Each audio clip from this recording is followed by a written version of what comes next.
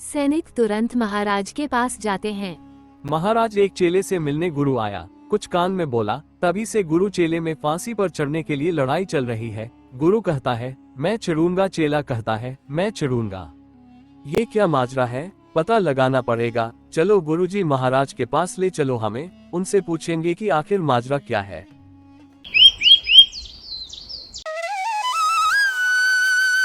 बहुत पुरानी बात है। एक बहुत सुंदर नगरी के सामने दो भिक्षु अपने गुरुजी के साथ भिक्षा मांगते हुए गुजर रहे थे। तभी गुरुजी की नजर उस नगरी पर पड़ी।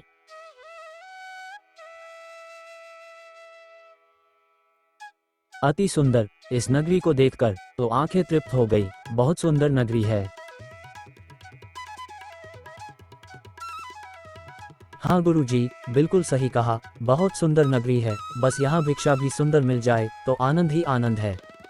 बिल्कुल सही फरमाया नारायण। अब बस इस नगरी में झोली भर मिठाइयाँ और पकवान मिल जाए तो फिर आनंद ही आनंद। अच्छा ठीक है, चलो अब ध्यान से सुनो। कुछ भिक्षा मिले तो भगवान को भोग लगे। बच्चा नारायण, तुम नगरी में पूर्व दिशा की ओर जाओगे, और बच्चा गोवर्धन, तुम नगरी में पश्चिम दिशा की ओर जाओ। और जो भिक्षा में मिले सहज स्वीकार कर, सूरज ढलने से पहले यही मिलना। चलो चलो अब भिक्षा के लिए प्रस्थान करो।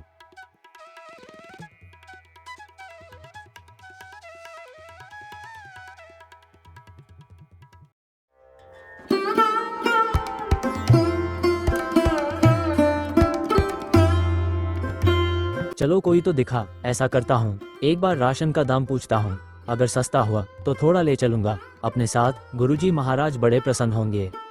क्यों बनिए, आटे का क्या भाव है? अरे बाबाजी प्रणाम बाबाजी, टके सेर बाबाजी।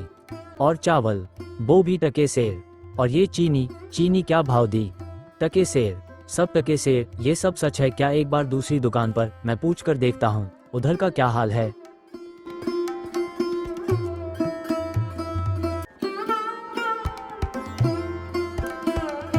अरे बेटी, टमाटर कैसे दिए? टके सेर बाबाजी। और गोभी कैसे दिए? टके सेर बाबाजी, ये भी टके सेर। अरे वाह, आनंद ही आनंद, सब टके सेर।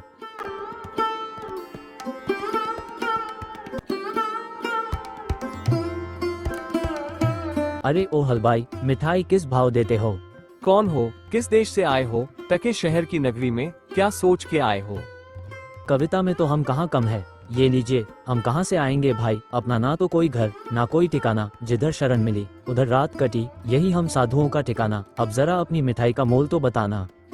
टके सेर बाबा, टके सेर जो चाहो वो पाओ, मूल्य रहेगा टके सेर। यह क्या कहते हो हलवाई, सब टके सेर, सारी मिठाई टके सेर? वाह भाई वाह। नाम क्या है इस टके सेर की नगरी का हलवाई? बाबाजी अंधेर नगरी। वाह भाई वाह, अंधेर नगरी, चौपट राजा, टके सेर भाजी, टके सेर खाजा।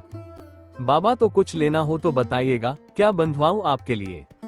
बच्चा मांग कर 5 पैसे लाया हूँ, सबकी मिठाई कर दो।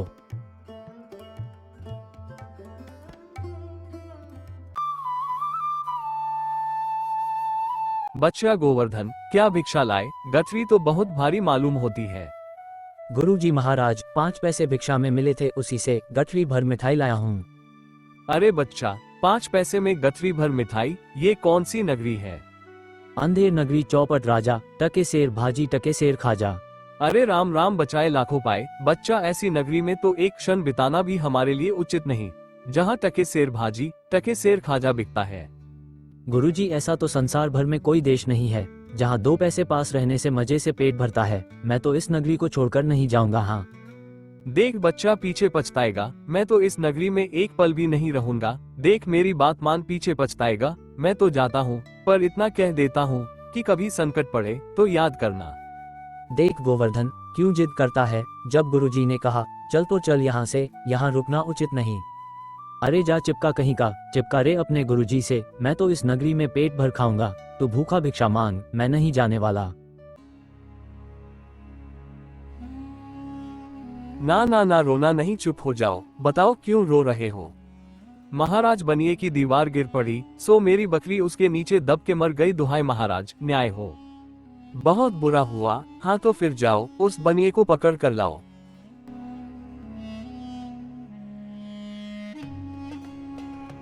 क्यों बनिए, ये कैसी दीवार बनवाई थी जो इसकी बकरी दबकर मर गई? महाराज मेरा कुछ दोष नहीं, कारीगर ने ऐसी दीवार बनाई कि गिर पड़ी, इसमें मेरा कुछ दोष नहीं। ये तो बेकसूर है, छोड़ दो इसे और कारीगर को पकड़ कर लाओ, सारा किया धरा उसी का है।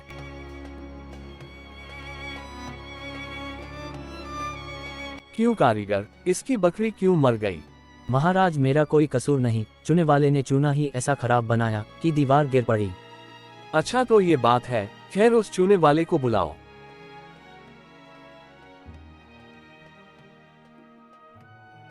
क्यों चूने वाले, तुमने कारीगर को खराब चूना क्यों दिया बताओ, नहीं तो तुम्हारी खैर नहीं। महाराज मेरा कुछ दोष नहीं, भिष्टी ने चूने में पानी ज्यादा डाल दिया, इसलिए चूना कमजोर हो गया होगा। हाँ अच्छा अब समझ आई, उस भिष्टी को लाओ हमारे सामने।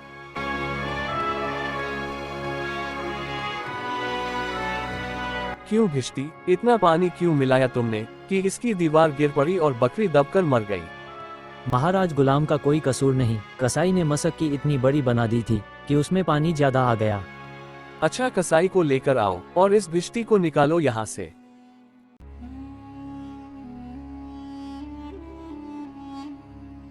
क्यों कसाई, तुमने ऐसी मशक क्यों बनाई? महाराज गडरिया ने टके सेर में इतनी बड़ी भेड़ मुझे बेची कि मशक बड़ी बन गई। अच्छा तो चलो इस कसाई को निकालो यहाँ से और गडरिया को लाओ यहाँ पर।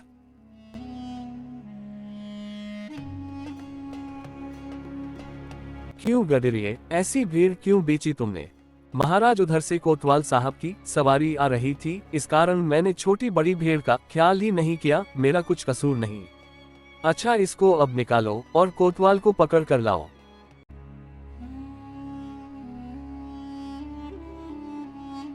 महाराज मेरा कसूर कैसे, मैं तो शहर के इंतजाम के लिए आया था, भला अगर अपना काम नहीं करूंगा तो अपना फर्ज कैसे निभाऊंगा? ये तो बड़ा गजब हुआ, कहीं ऐसा ना हो कि ये बेवकूफ अपने चक्कर में पूरे नगर को फूंक दे। नहीं नहीं, तुमने इतनी धूमधाम से सवारी क्यों निकाली? हाँ मंत्री जी सही कह रहे हैं, तुमने इतनी धूमधाम से सवारी क्यों निकाली, जिसका परिणाम ये हुआ कि बकरी मर गई। लेकिन महाराज, हम अब कुछ नहीं सुनना चाहते, ले जाओ इसे और फांसी पर चढ़ा दो। गुरुजी भी ना मुझे इस खूबसूरत नगरी से जाने को बोल रहे थे। मानता हूँ कि नगरी कुछ कारण के लिए अच्छी नहीं, लेकिन मुझ साधु का क्या, मुझे तो खाने को चाहिए और आराम करने को। वाह वाह, लड्डू तो बहुत ही स्वादिष्ट है। कुछ ही दिन हुए हैं अभी नगरी में, कहीं मैं मोटा तो नहीं हो गया? तभी राजा के कुछ सिपाही गोवर्धन को घेर लेते हैं। यही मोटा सही है, चल जरा चल, मिठाई खाकर खूब मोटा हो रहा है, आज मजा मिलेगा तुझे। अरे ये आफत कहाँ से आई? अरे भाई मैंने तुम्हारा क्या बिगाड़ा है जो मुझे पकड़ते हो? आप तो बहुत मोटे हैं, इसलिए फांसी लगेगी आपको। मोटा होने से फांसी? अरे ये कहाँ का न्याय है? अरे साधुओं से हंसी नहीं की जाती बच्चा, जाओ जाओ यहाँ से, मैंने भोजन कर लिया है, अब साधना का वक्त है, जाओ। साधना तो हम करवाएंगे, जब सूली पर चढ़ जाओगे तब पता चलेगा कि फांसी है या हंसी है। सीधी तरह से चलते हो या घसीट कर ले जाएं। बात क्या है? एक साधु आदमी को बिना किसी बात के फांसी पर चढ़ाना चाहते हो? बात यह है कि कल कोतवाल को फांसी का हुक्म में हुआ था, लेकिन जब फांसी देने को उसे ले गए तो फांसी का फंदा बड़ा निकला और हमारे कोतवाल साहब तो दुबले हैं। फिर हम लोगों ने महाराज से अर्ज किया, इस पर हुक्म हुआ कि एक मोटा आदमी पकड़कर फांसी दे दो, क्योंकि बकरी मरने के अपराध में किसी न किसी को तो सजा मिलनी जरूरी है, नहीं तो सच्चा न्याय हो नहीं पाएगा। हे प्रभु, इस पापी पेट के चक्कर में मैंने गुरुजी की बात न मानी। हे बाप रे, मुझ बेकसूर को क्यों फांसी दे रहे हो? अरे भाइयों, कुछ तो धर्म का ख्याल करो। अरे मुझे छोड़ दो मुझे, मैंने गुरुजी का कहना क्यों नहीं माना? उसी का फल है। गुरुजी कहाँ हो? गुरुजी, मुझे अभी नहीं मरना।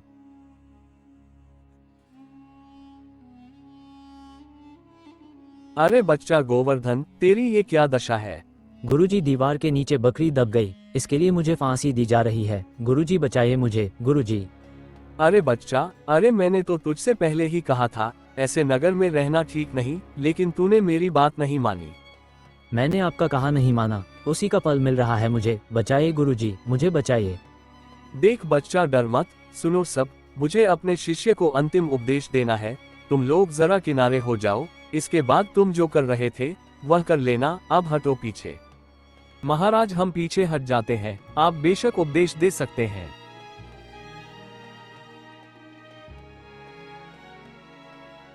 तब तो गुरुजी, हम अभी फांसी पर चढ़ेंगे। अरे नहीं बच्चा, हमने इतना समझाया नहीं मानता।